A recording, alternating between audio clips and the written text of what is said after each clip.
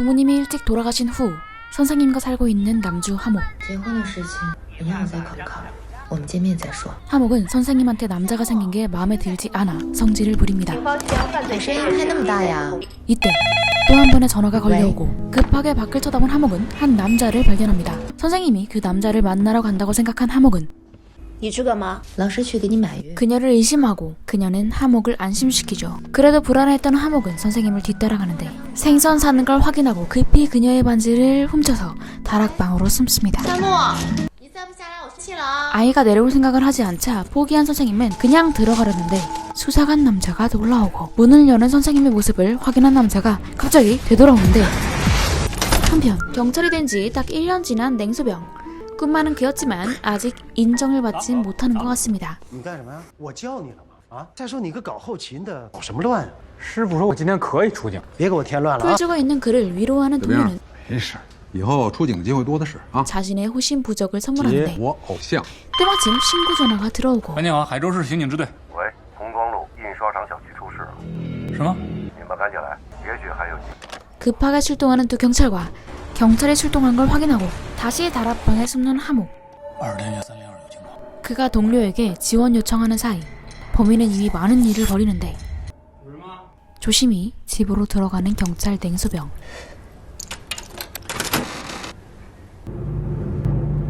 재빨리 방을 여는 그때 동료 경찰이 급하게 찾아오지만 그 사이 범인은 천천히 그에게 접근하는데 떨리는 마음과 손으로 총을 겨누어 보지만 아무것도 모르는 동료와 원숭이 오퍼너를 훔쳐 유유히 떠난 범인. 그리고 마주치는 두 사람인데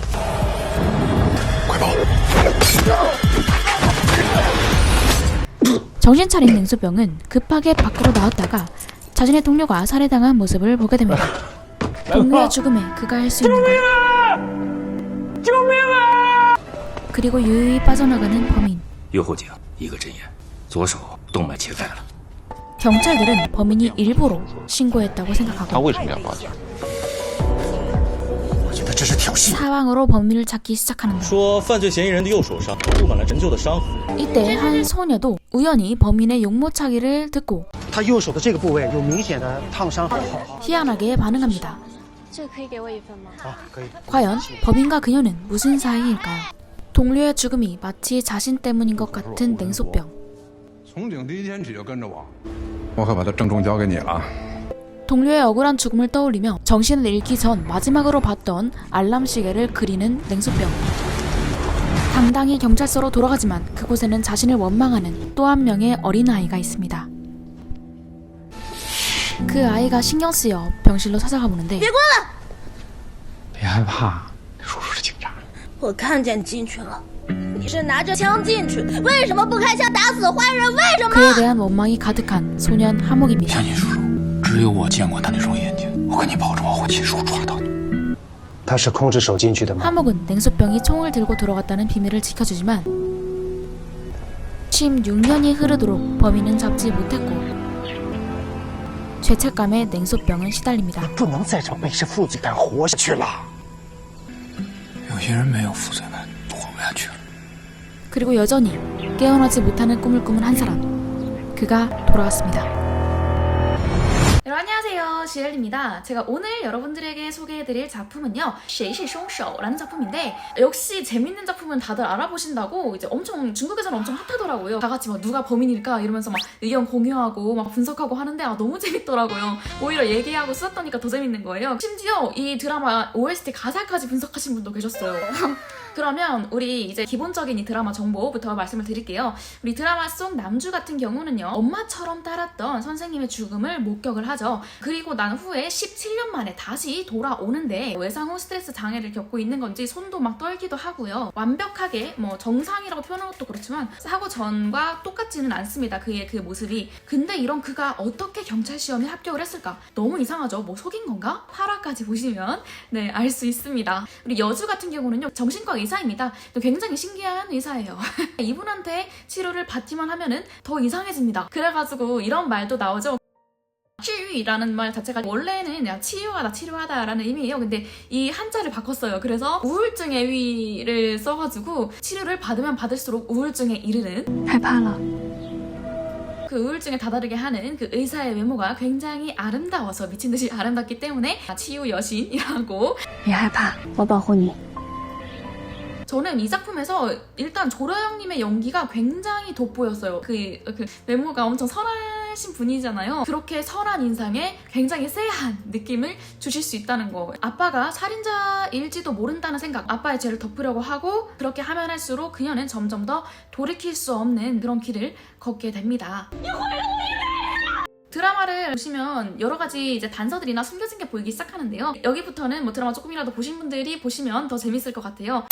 선생님은 사건 당일 2통의 전화를 받습니다. 하나는 약간 결혼 생각까지 하는 걸 봐서 어떤 연인 관계나 그럴 확률이 높고, 또 한 명은 不是跟你说了别往家打电话？ 뭐 스토커인가? 이런 생각이 들어요. 일단 선생님을 죽인 범인과 그 전화한 신고자는요, 다른 사람일 수밖에 없는데요. 둘이 입은 유니폼 작업복만 보더라도 전화를 한 사람은 여기에 아무런 글자가 없는데 범인은 여기에 가전술이라는 글자가 새겨져 있죠. 그래서 보시면 선생님이 생선을 사러 가는 그 과정에서도 뒤에 범인이 따라온다는 걸 보실 수 있어요. 여러분, 여기 우리 경찰이 맞고서 쓰러져가지고 이때까지만 하더라도 뒤에 있는 사진을 보시면요, 선생님과 남주 그리고 어떤 남자가 함께 사진을 찍은 그 사진이에요. 근데 1시간 후 경찰들이 들이닥쳤을 때 선생님 혼자 찍은 사진으로 바뀌어있죠. 그 말은 불륜 관계거나 자신의 정체가 밝혀지면 안 되는 어떤 남자가 그 사진을 그 사이에 바꿔놨다는 뜻이 되겠죠. 범인이 밖으로 나갈 때 뭐를 가지고 가냐? 장난감, 그 원숭이 오프너를 가지고 갑니다. 그런데 이게 여주의 손에 있어요. 여주가 아빠가 매년마다 생일 선물을 보내오는데 그 생일 선물에 이 원숭이 오프너가 포함이 되어 있습니다. 장난감 원숭이가 왜 그의 손에 들어있었던 걸까요? 범인과 아빠가 어떤 관계인 걸지, 선물은 정말로 아빠한테서 온 게 맞을지, 네, 그것마저도 추측하면서 볼 수 있습니다.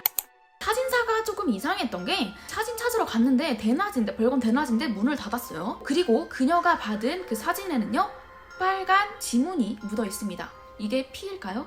잉크일까요? 그리고 그녀가 사진을 받은 그날은요, 2000년 9월 2일, 그러니까 선생님이 살해당한 날입니다. 나중에 제일 큰 단서가 되지 않을까 싶습니다. 경찰이 쓰러지면서 본 그 알람 시계 아시죠? 그 알람 시계가 보통 범인이 범행을 저지를 때 피해자가 자신이 죽어가는 모습을 서서히 지켜보게 하기 위해서 남겨놓은 그런 시계인데요. 이 시계의 구조가 여주의 그 병원 사무실 조각상 그 시계와 그 구조가 똑같습니다. 근데 이 조각상 굉장히 이상해요. 그러니까 약간 그 빛이 비칠 때 갑자기 웃습니다. 이게 뭐를 뜻하는 걸까요? 그녀를 뜻하는 걸까요? 대체 이 알람 시계에는 어떤 의미가 있을지.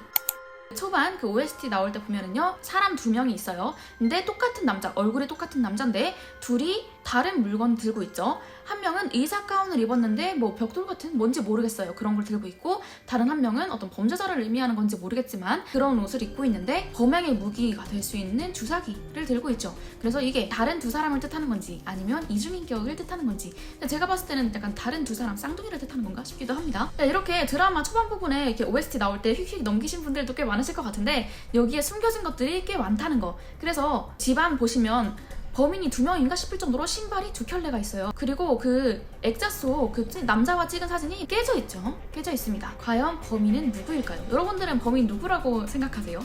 보고 계시는 분들은 많을지, 혹시 이런 작은 포인트들 놓치셨던 거 있으셨는지, 네, 재밌는 영상이었으면 좋겠습니다. 오늘 영상은 여기까지고요. 저는 그러면 다음 영상으로 돌아올게요. 감사합니다. 다음 영상에서 봬요.